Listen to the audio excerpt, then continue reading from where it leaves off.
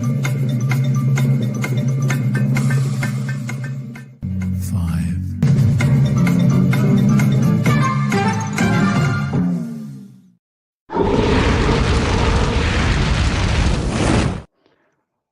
everyone, welcome to this live preview on An English View on Porto.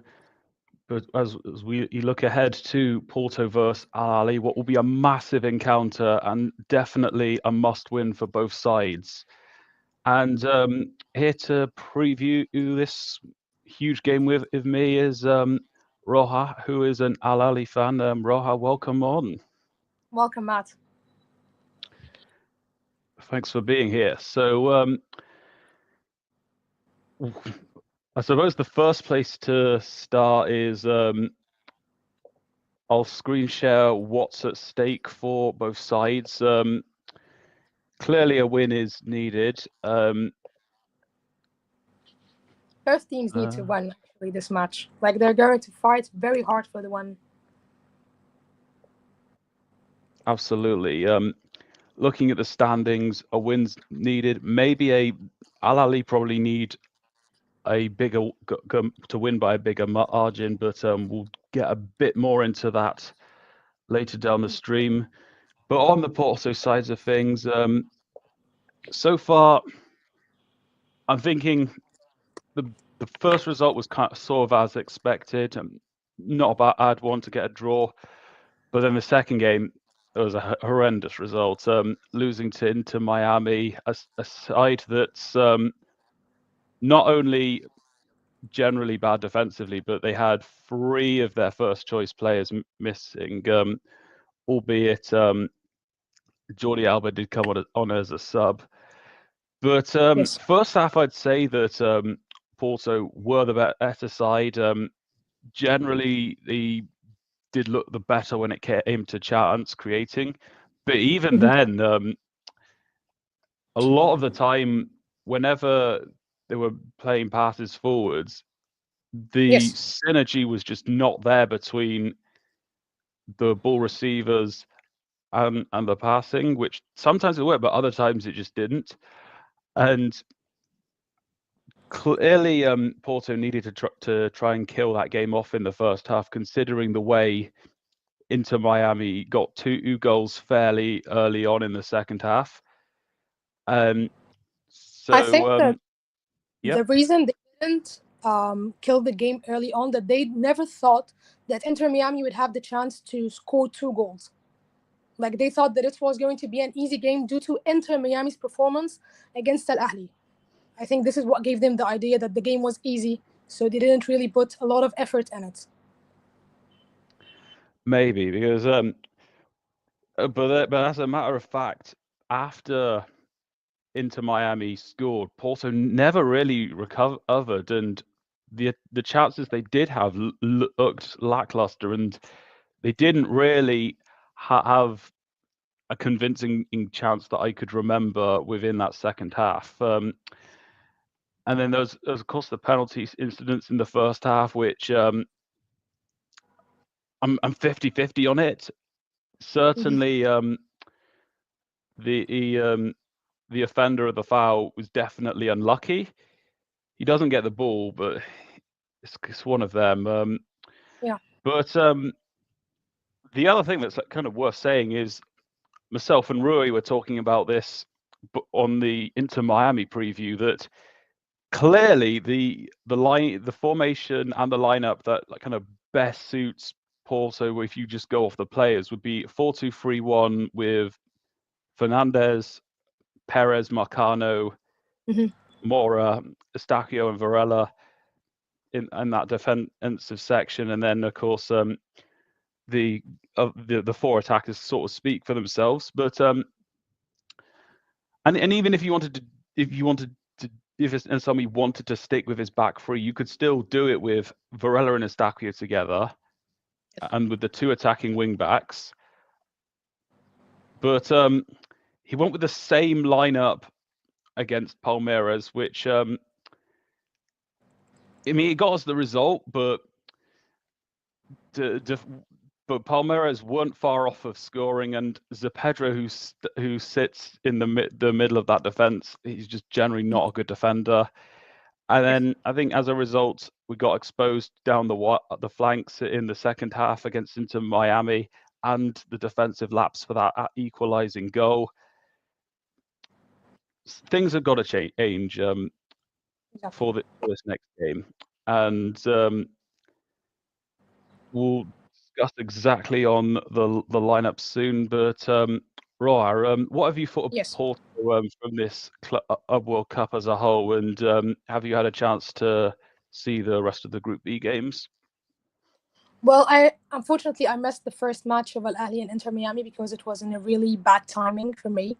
And the entire country, it was like at 3 a.m. and I had my early shift in the hospital, so I missed the chance. But I watched it on the other day, the full review of the match, and I watched a lot of it.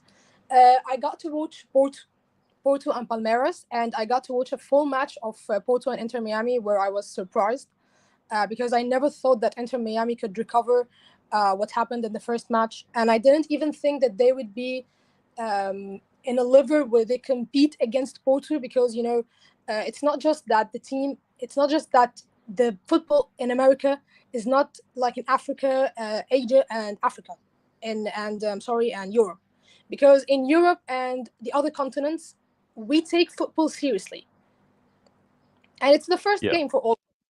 But in the US, it's completely different. So I didn't think that they would have the chance to compete against Porto. But as I said to you, I think that what made Porto fall against Inter Miami is that they did not take the team seriously. They did not think that Inter Miami would be like in a really good competitors for them. So this is my problem. I've seen that a lot of people were talking about the coach of Porto, and they were saying that if he did not win the match against Al Ahly, he would be sacked. But honestly, I think that he'll get the chance to stay with Porto, because to me, the thing is, when the group was like made from the beginning, when they placed Porto in the final match of the group with Al Ahly, my instant thought were that if Al Ahly did not win Inter Miami, we cannot qualify from the group stage, because against Palmeiras the team suffers in the last versions of the Club World Cup against the Brazilian teams in general, not just Palmeiras. There are a lot of difference between the teams in Africa and Brazil, and not just that, also the team in Brazil and Europe, as we have seen. All the Brazilian teams that played against European teams, they have won. So to me, it was a really, really hard mission for Ahly to win against Palmeiras. This is why I totally believe that it will be impossible for Ahly to come back against Porto. So there will be a big chance for the Porto coach to keep his position as the head coach throughout the Club World Cup at least. He may be sacked after it. I don't know. It depends on his results and the rest of the competition. But through this match specifically, I think that he has a big chance to keep his position. Yeah, potentially. But certainly, if he is, certainly adaptability has got to be key for him. And then at least two of my friends have been calling for Anselmi to be out already, which I can sort of agree, but I think he should at least stay for the tournament. But long term, if it has to take certain players to get at him to be working in that well, then that's a red flag. And his experience before was like in Ecuador and Mexico, so there's not a lot to hang our hats on with him. But the midfield with the wing backs, you had the wing backs, and then the two central midfielders were Alan Varela, which he's our best defensive midfielder, and then Fabio Vieira, which as an Arsenal fan, you'll know him well. He can play in that number 8 position, but personally, I think he's more effective when he's at number 10. So therefore, the midfield has been a bit disjointed when it's that balance has not been there. Which I think definitely showed in both the game against Palmeiras and Inter Miami. And having Eustáquio there, which we'll get to whether we think or don't think he will do, it will give us that balance, but also allow the wing backs and the front three to push further forward and give that solidity. So definitely there's got to be at least 2 changes, and it's kind of one of the end where we'll get into like the Ahly side of it soon, but it's one of them where I trust in our keepers, but I don't trust in our defense, especially Zed Pedro, because he himself's just not a good defender at all. And then there were defensive laps in that game against Inter Miami, and arguably we got away with it against Palmeiras. And Ivan Marcano is old, so he's got a limited amount of attributes that he can provide. But the depth isn't very promising. But there are stuff that Porto can do to give themselves a better shot at winning. Let's change gears and go on to the Ahly side of things. What have you thought of Ahly this year and within this tournament? I mean, you did share a little bit of your thoughts on that Inter Miami game and how not winning could affect this final game. But what has been your thoughts on the season and also the Ahly in this Club World Cup? I think that the team was unlucky this year specifically. We did change the coach twice in the past month, actually, because Marcel Koller, who was the original coach, got sacked after the loss against Sundowns in the semi-final of the Champions League, the African Champions League. And then we had to continue the last 6 matches of the final stage of the league with the current assistant coach, Ahmad al-Nahas. He actually did win the 7 matches, and then they appointed him as the assistant manager, as the assistant of the coach, and then they appointed Ribeiro as the manager. Well, when it comes to Ribeiro himself, a lot of people did not expect that he will be the head coach of Al-Ahly, especially that we share the same problem as Porto. His previous experiences does not qualify him to play in this level with Al-Ahly. He coached previously in Finland, and then he was the head coach of Orlando Pirates in South Africa. So this is just his experiences, and which is, in my opinion, does not qualify him at all to be in this level, especially that Al-Ahly, this is his 5th consecutive appearance in the Club World Cup, and Ribeiro didn't even manage to win one big cup or the league in South Africa. So I don't think that he's prepared to this level. On the other side, his way of playing, the formations, the lineups, the tactical view of the team is completely different than how the team is used to play, especially in this type of competitions in the Club World Cup. This is why the team struggled. I wouldn't say a complete struggle against Inter Miami and Palmeiras, but the struggle showed every time it shows in the second half. Like against Inter Miami, the team showed extreme defensive performance. It was well organized. The team had a good chemistry in the first half, and throughout the entire game, Shinawi kept his clean sheet. We missed a lot of chances in the first half. Like, to me, when I watched the match, I was like, the first half only could have ended 3-0 to Al-Ahly. But then there was the missed penalty, there was the cancelled goal due to Sam Abu Ali being offside, and many missed chances. Then the team goes into the second half. And it's like you changed the player, you changed the coach. It's like something is missing. The players are disoriented. Then Inter Miami gets their chances. The Inter Miami shows more. But thankfully, I want to say thankfully, a lot of people expected the win against Inter Miami, as I said before. But he got a draw. He still had his chances against Palmeiras, and then it's the same scenario all over again. Yes, he did get impacted, like heavily impacted with Imam Ashur's injury. He's the single most important player in the team, especially in the midfield. His injury was like a shock to everyone because a lot of people actually thought that this competition would be his chance to even move to a bigger team in Europe. But he got injured in the first 7 or 10 minutes and he was substituted. Then we went against Palmeiras. It's the same scenario again. You play a well-organized in the first half, then everything changes in the second half. But this time, things were like a disaster because when the players came in, they conceded an own goal a couple of minutes into the second half. Yes, I will say that conceding an own goal is far worse than conceding a regular goal because, it affects the players psychologically. But what happened was really different than every time. The players were like disoriented. It's like they lost all their hopes.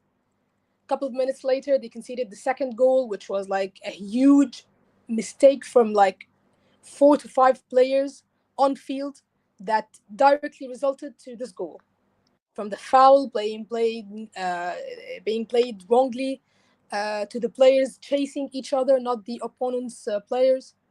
So it was like a complete disaster. What stands for me here is that the universe gave you a chance where there happened a weather delay for 40 or 50 minutes.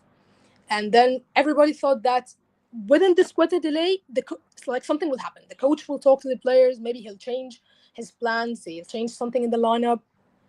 When the players came back to the field, it was like they got worse.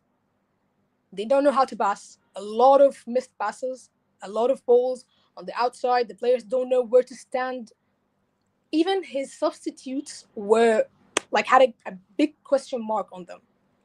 So before the Porto game, I'd say that no one is slightly has a hope or like a big chance against Porto because there is like tactically aside, there will be a big impact physically on the players because they played like a really strong physical game against Inter Miami and Palmeiras.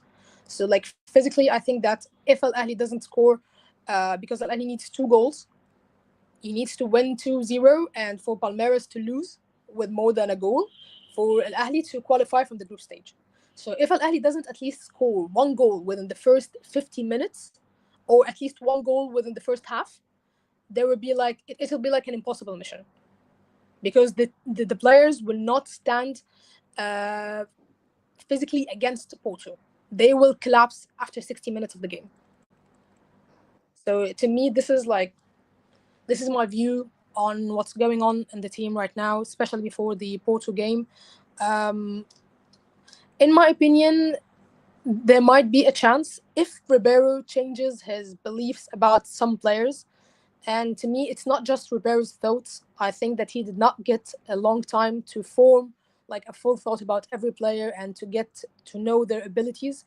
Ahmad Nahas, the assistant coach, has a very big hand in the lineups and the formations currently, especially in the past 2 games, and specifically the substitutes, because there are a lot of players that we did not expect them to play in the competition, and we found them playing in the second half of both Inter Miami and Palmeiras. Even though they played in a very bad way against Inter Miami, they still managed to get a spot in the substitutes on the second half against Palmeiras. So to me, yeah, if the coach gets a chance to change some players, and if some players don't play this match specifically and others get the chance to play, I think that Ahly has a chance. Other than that, it's they got their ticket out of the group. So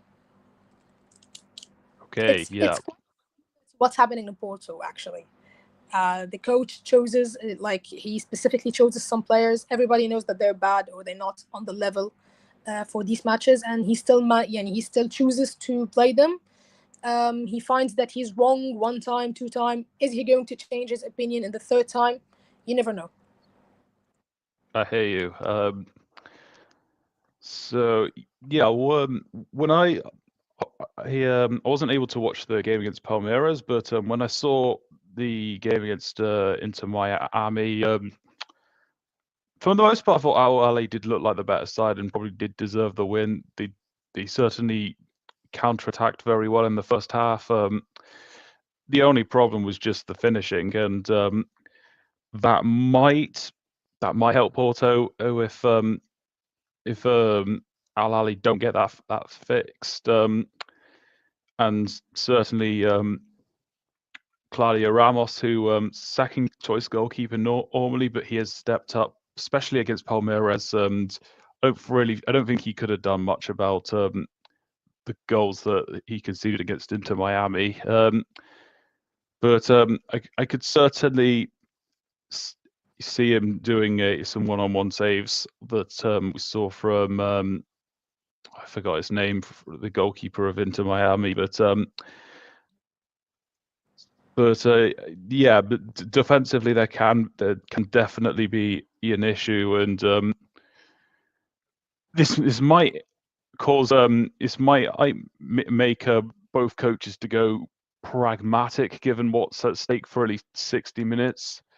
I mean, unless Senselmi has the belief that Porto can take the game to Al Ahly early, but yeah, certainly. Oh yeah. I think that the Porto coach here is his mind is split, because if he watches the Inter Miami match against Al Ahly, he'll think that he has to put a formation where you have to risk it all or nothing. But then if he goes and watches the match against Palmeiras, he might go back and think that, no, I can actually take that team with the current formation. So I think that his mind is split, because Al Ahly showed completely different formation, not formation, but like way of play, how the players actually showed themselves. It was completely different against Inter Miami than what happened in Palmeiras, specifically the second half. So I think that actually the Porto coach is in a really tough position to choose who's going to play and who's not. I would imagine he's got a plan for this game, and then the two games that Al Ahly were involved with, it will mean he's got to build on and make some changes. But we'll see what that looks like come Tuesday morning. But second half, whilst Al Ahly did still have some chances, Inter Miami did grow into the game, and they could have won it, but Al Shanawi, very experienced goalkeeper, I rate highly. He made some important saves to allow Al Ahly to walk away with a draw.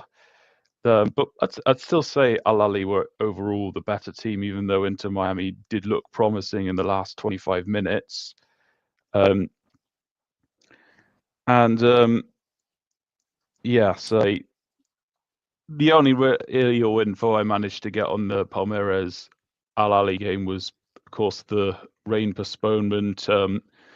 Also, one of my subscribers, Ranked, did let me know a bit about the game as I was doing a live watch along for the Inter Miami game. Another thing I did see was before we did the stream, I was looking at a few of your tweets, and you had one of the coach Ribeiro and him in the bench, and you were saying of how passive and defeatist is that he was being.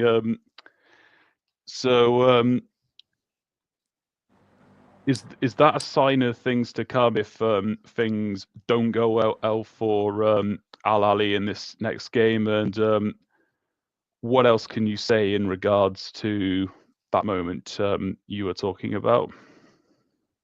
I think that I don't like to see my coach in that position.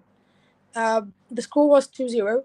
It's not like a big score that I would look like ashamed of it, or like that this defeatist. Like, he looked.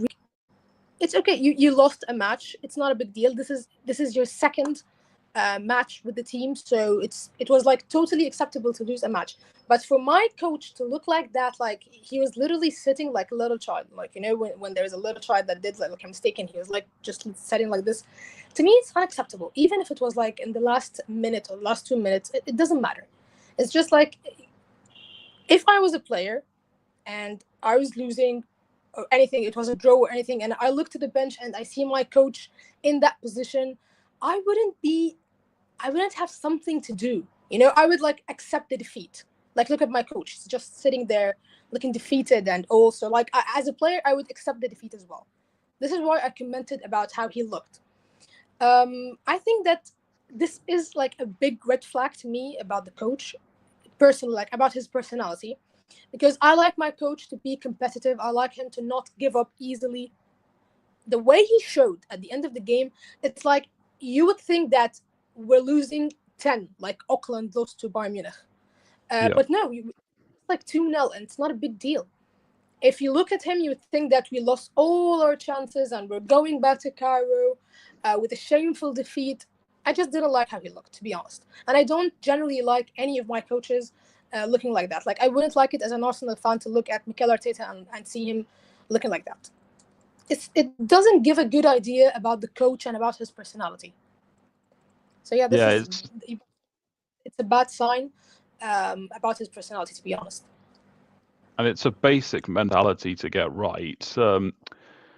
But before we spend maybe about 10 minutes previewing what this game's going to look like, you did have a bit of history of Ahly that you were thinking of sharing. So do feel free to share that, as the returning viewers may not know much about Ahly's history in the competition. Well, about his history in the competition, this is one of the reasons why the fans across the world are disappointed about the results, because this is the 5th consecutive appearance for Ahly in the Club World Cup. 10 overall, but this is the 5th consecutive. And over the past 5 years, we've won 4-3 CAF finals that qualified us to the Club World Cup. We hold a record of 10 wins as the most Arab and African teams to win in the Club World Cup. Overall, we are the 2nd in the world after Real Madrid. The team has had 4 bronze medals, the 3rd most decorated after Real Madrid and Barcelona. So this is the history where, as a fan, I would sit and think before the competition started.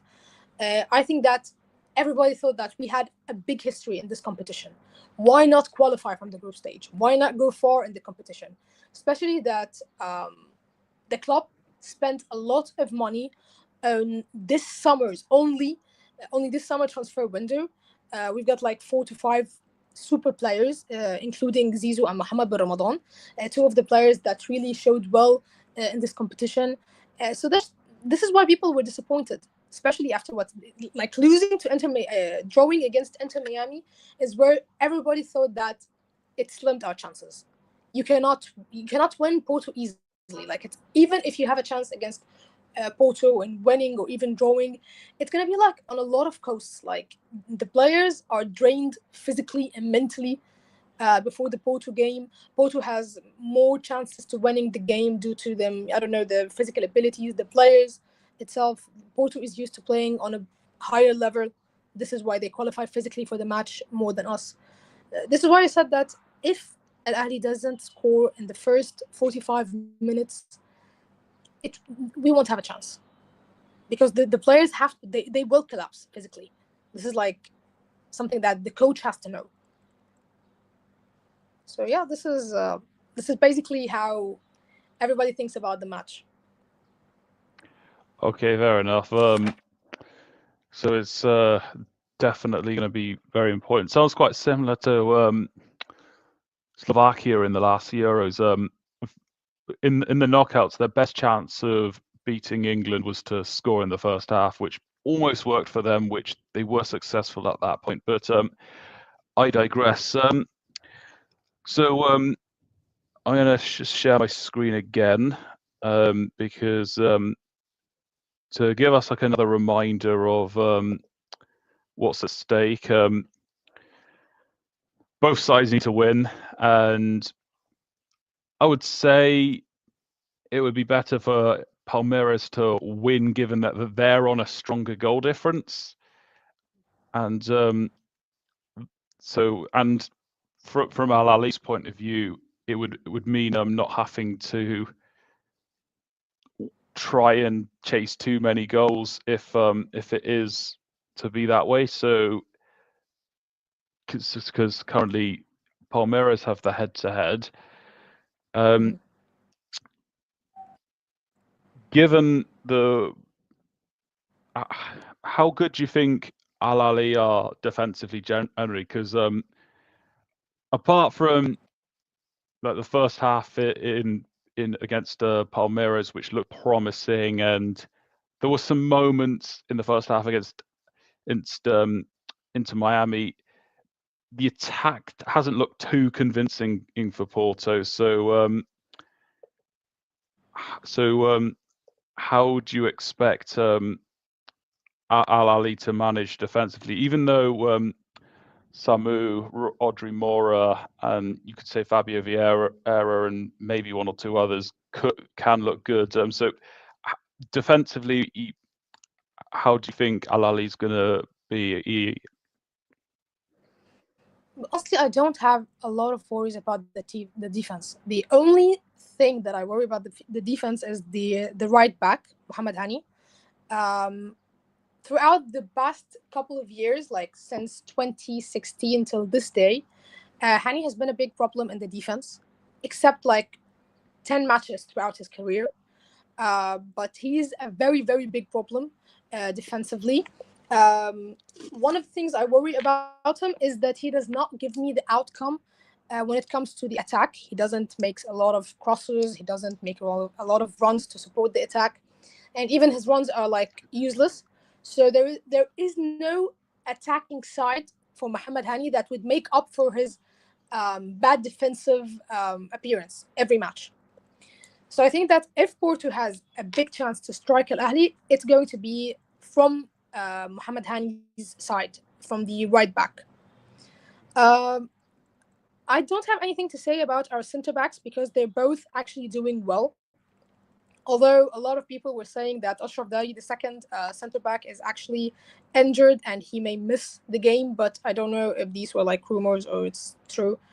We'll have to see. But if Ashraf Dari misses the game, it's going to be a big problem defensively, because two of his the players that could his substitutes, the players that could play against him in his place, are really not in his level. Ashraf Dari is an international defender, a Moroccan international defender, who participated with Morocco in the past World Cup, and he's, in my opinion, one of the stones of Al Ahly's defense, alongside Yasser Ibrahim, who is actually, as usual, because every time Yasser Ibrahim plays in the Club World Cup, he's like a top-notch defender. So it's not new to him to show his level in these matches. But if Ashraf Dari gets injured, it's going to be a big problem for Ribeiro to replace him, because both Ahmed Ramadan Beckham and Mustafa Al-Aish, they're not bad defenders. Actually, Ahmed Ramadan Beckham showed a very well appearance in the past couple of games, especially when he participated in Pachuca's friendly game before the competition started. And when he played last game against Palmeiras, he was actually a lot better than other players that participated the 90 minutes of the game. But yeah, Ashraf Dari is definitely going to be like a big problem for Ribeiro if he doesn't participate. As for the left back, Yahya Atiyatullah, he's also an international player for Morocco, and defensively, actually, he's been doing good. Despite him being injured, like most of the season, the past season, Yahya Atiyatullah and Ashraf Dari were like injured a lot. They were totally unlucky when it comes to injuries, because they would play like 2 or 3 games and then get injured and stay away of the field for a very long time. So when they come back, they would find a lot of competition in their position. But due to their good quality and high quality, they would gain their position back. But yeah, I think that defensively we won't suffer, to be honest. Mohamed El Shennawi I think that he's going to do well, because this is the level of games where he shows his quality as he did against Inter Miami specifically. Maybe he wasn't lucky in the goals that were scored against him in Palmeiras, but overall he did well in the match. And I think that he's going to do well again against Porto. Even the midfield, I don't have any comments on them, even though we lost two very important players before the Porto game, as Marwan Atiyah also got suspended before the match due to him getting two yellow cards, one in Inter Miami and one against Palmeiras, so he's going to miss the game. But yeah, the coach is going to find a problem for who to play against Marwan Atiyah, in the place of Marwan Atiyah, and also who's going to start in the three front attackers. But defensively, yeah, I don't think that we're going to suffer at all, to be honest. Okay, you mentioned the right back area being a potential problem. That's probably one of the areas where, in that area of the pitch, I think Porto could very much thrive because our best young player, Rodrigo Moura, he usually plays somewhere left to kind of that left half of the pitch. So that could be an area of worry. And also one of our best defenders, Francisco Moura, who plays at left wing back, can also have some joy down there. So the presence of the Mouras could be a promising sign from our end. Funnily enough, our right back, João Mario, who well, technically we've been playing two right backs, but certainly the right wing back, he's got the opposite problem in terms of defensively, albeit the wing back system does suit him better, but certainly defensively he's not that strong. And I think an example you may have seen would have been the 3-3 draw against Manchester United, where Marcus Rashford had played him off the park very easily. But then certainly for Porto, it'll be about getting control in the central areas of the pitch, which will allow the front three to thrive. And I think it'll allow the wing backs to get forward and give support in the attacking areas.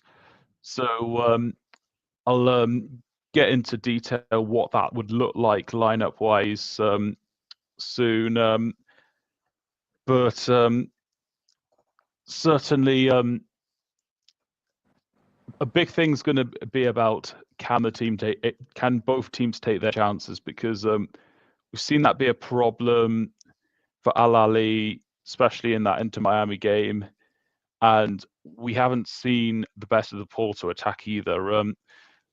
Samu, I think, could definitely be a threat to the centre backs with his height and physicality, but El Shaarawy can bail them out with the saves. So we certainly do have the tools to win this game. It's just about can we use this effectively. I expect Porto to have more possession, maybe more chances, and we've also got to make sure that the central midfield is in a position where it doesn't expose the team to counterattacks like Inter Miami did. I'll get to the lineups pretty soon, but one thing I didn't ask earlier was what players do you think the neutrals and the Porto fans should look out for Ahly? I think there are a lot of players to look for, actually. The three players in the attack, I'd say Zizou, Trezeguet, and Wissam. Wissam's substitute, Knight Gradishar, also is a player to look for. Trezeguet's substitute, Ashraf Ben Shari, is also a player to look for. Then in the midfield, I'd say Mohammed bin Ramadan. And obviously Imam Ashur, if he played, but he's injured, so he's not going to play. So these are the top players that Porto has to be like, worry. They has to worry about them because they are big players and they are talented players who could make a difference at any time. Maybe they were a bit unlucky the past two matches, especially like some of them missed big chances, like Trezeguet missing the penalty against Inter Miami, Wissam's goal getting cancelled against the same game. Yeah. But these are the top 5 players currently in the team that Porto should look for. Okay. So now let's get on to our predicted lineups, and I'll go first on this. Before this stream, I had a look at the website where I usually check for injuries and suspensions, and I also haven't seen any other updates in regards to Diogo Costa's fitness. He had a muscle injury that he got shortly before the Palmeiras game, and the website I usually use said that his expected return was late July, which could be around this time, but I haven't seen any promising signs that he will be back in time. So I think Claudio Ramos will start. I think Martin will probably go with the same defense. Martin Fernandez, who's normally a right back, but in this tournament he's been playing as a right centre back. As bad as he is, I think Jose Pedro is going to start, even though Perez has clearly been the most consistent defender in the previous season, and plus he's a fellow nationality of Anselmi, which is a bit bizarre.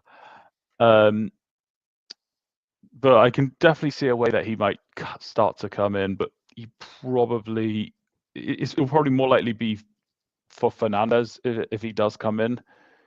But in the 2 games, Perez has just been subbed on as to try and get some solidity. But Ivan Marcano, the experienced left footer, most likely will be playing on that left side of the back 3. João Mario on the right, Alan Varela centre midfield. I think Eustáquio will come in.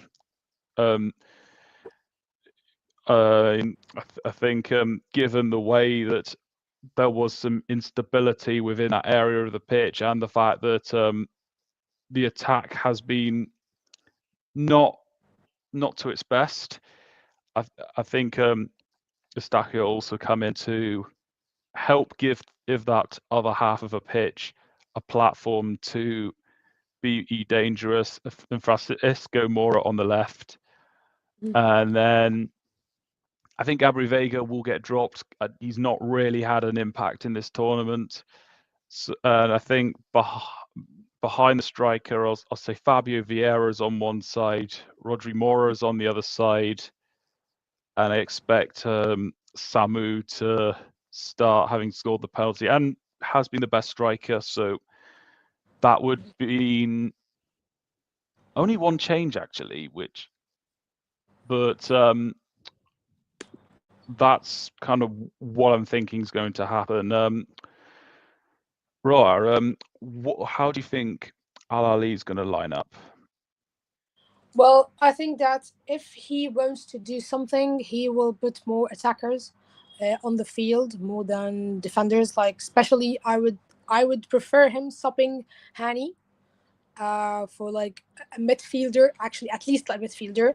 But to me, I think that he's going to start with Mohamed El Shenawi as the goalkeeper, Ashraf Dari and Yasser Ibrahim. If Ashraf Dari is medically fit to play the game, if he's not, I think that Ahmad Ramadan Beckham has like the better chances to start with Yasser. Both Yahya Atiyatullah and Mohamed Hani as the right and the left wing, the right and the left back, sorry. Ben Ramadan, Aliou Dieng, and then I think that he's going to put Mohamed Magdi Afsha in the midfield in front of Ben Ramadan and Aliou Dieng, because he's been playing him for the past 2 games as a substitute. So I think that he has a better chance to starting this game. If he doesn't play Afshar, he's going to have a little problem because he has to play Hamdi. Hamdi Fathi has been playing in the midfield from the beginning of the match for the past 2 matches. But the problem with Hamdi Fathi right now, it's going to be like one attacking midfield and two defending midfields if both Hamdi and Yang start together as they used to before. But I don't think that he's going to do that unless he's afraid of a big loss and he wants to, make sure that he doesn't fall in this game in a very humiliating way. So I think that he's going to play with Ben Ramadan and Dieng and Afsha. As the attackers, I think it's going to be Zizou on the right wing, Mahmoud Hassan Trezeguet on the left wing, Wissam Abu Ali as the striker. Although I think that after the own goal against Palmeiras, I don't think that Wissam recovered psychologically because he gets, a bit emotional and distracted when he makes big mistakes. I remember last World Cup, the last Club World Cup, when the coach substituted him right before the extra time. He took a very long time to recover from this moment. He took like a month or something to recover from this moment. So I think that after the own goal, I don't think that he'll be ready psychologically. But yeah, I think that he's going to play him because he's physically fit. So he's going to play. And that'll be in a 4-3-3 formation, right? Yes. Okay. Yeah. And so before we predict the score of this game's quick prediction on Inter Miami versus Palmeiras. I think it's going to end with a draw because both teams don't need the win, actually. So yeah, I think that it's going to be a draw to me. Maybe a 1-1 or even a 0-0. For me, Palmeiras should be winning this. And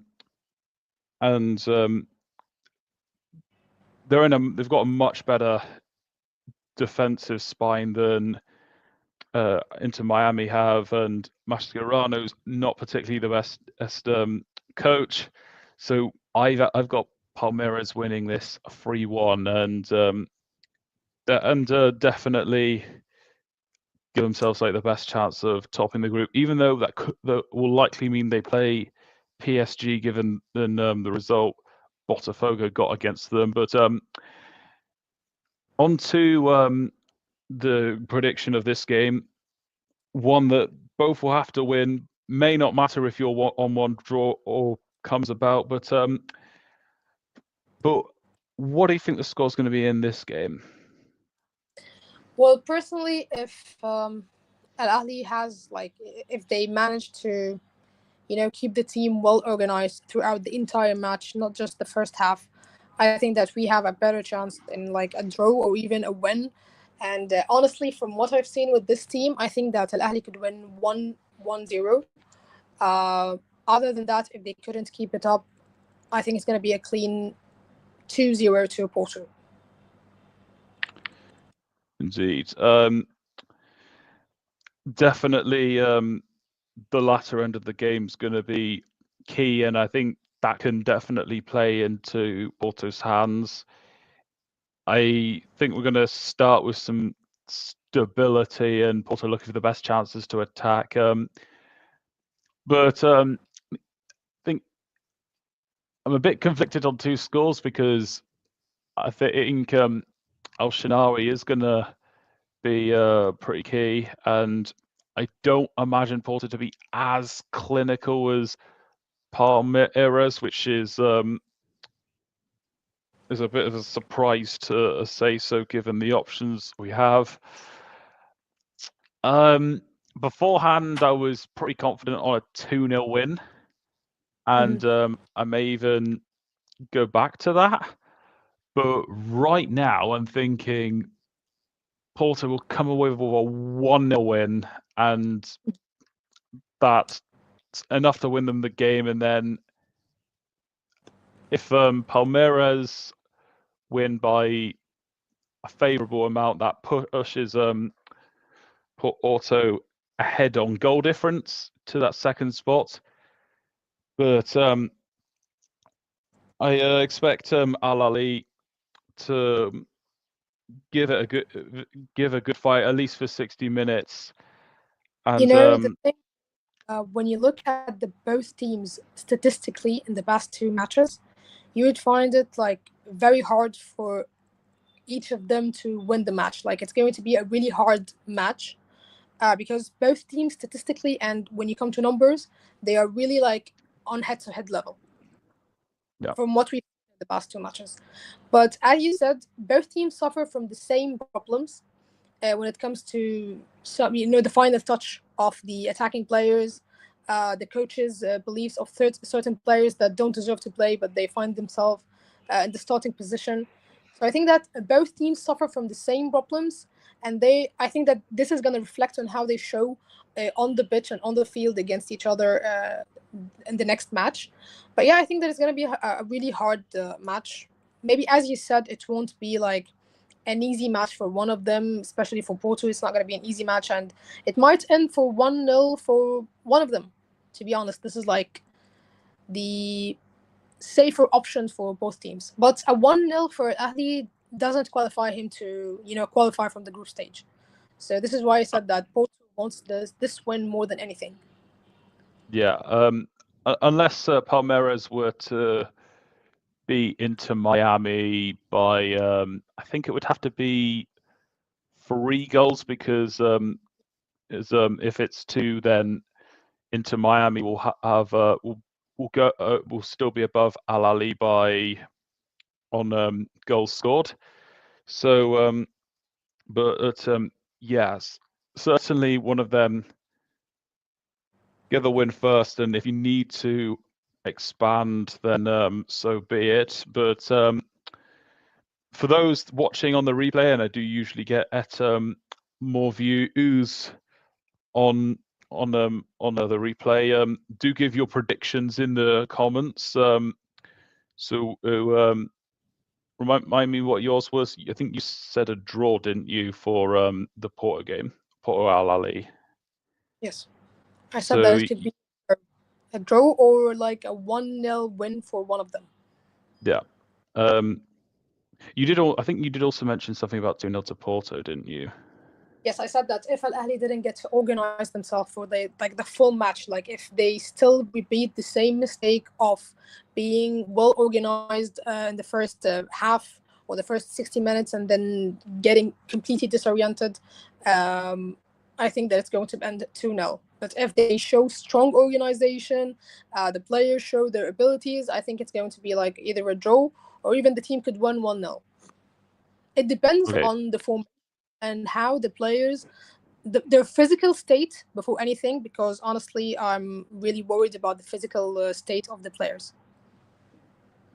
Okay. Yeah. So if you had to pick one, what would you say? One prediction?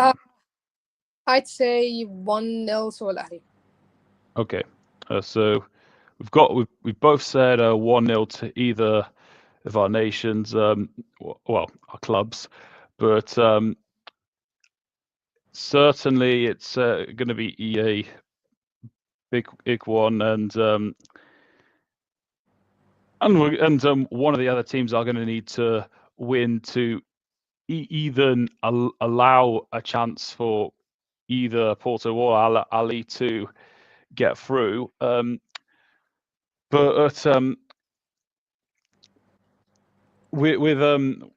with confidence, I'd imagine Porto should win, but with unideal circumstances, it's going to be challenging.